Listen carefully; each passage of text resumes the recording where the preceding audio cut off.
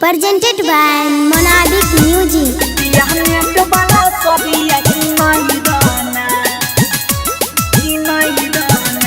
Sai Recording Studio, Delhi.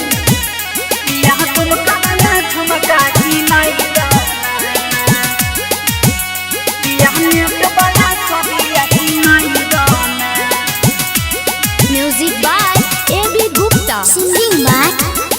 Singing by Roshan Lal Yadav.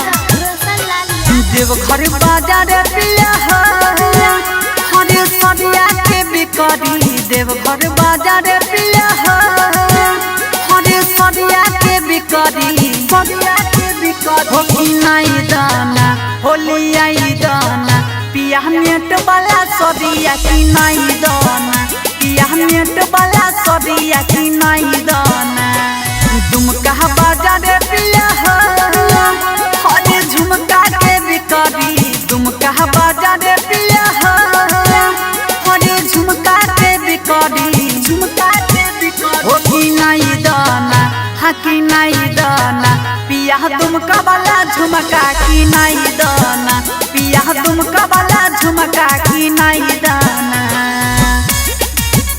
पिया net वाला सरिया की नहीं दाना Sai Recording Studio, Delhi. पिया दुमका वाला झुमका की नहीं दाना पिया नेट वाला सरिया की नहीं दाना बड़की गोतनी कल्हे गेलई बजरिया लेके उ अहिल पिया नेट वाला सरिया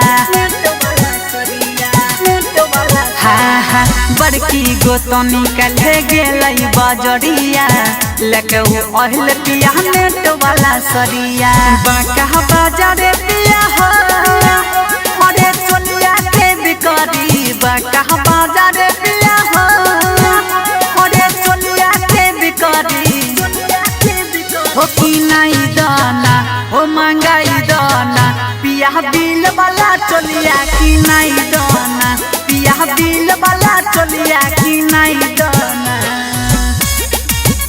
पिया नेट वाला चोलिया की नहीं दाना की नहीं दाना Sai Recording Studio, Delhi. पिया बिल वाला चोलिया की नहीं दाना की नहीं दाना रौशन रमेश पिया बाती के महाना जैबै बाजारी जल्दी गाड़ी निकाला हाँ गुडू सोनी पिया बाती के महाना जैबै बाजारी जल्दी गाड़ी निकाला दुखिया बाजार पिया हरे क्रीम के बिकरी दुखिया बाजार पिया हरे क्रीम के बिकरी हो कि नहीं दाना हो महंगाई दाना गोरा होबे वाला क्रीम की नहीं दाना गोरा होबे वाला क्रीम की नहीं दाना Sai Recording Studio, Delhi.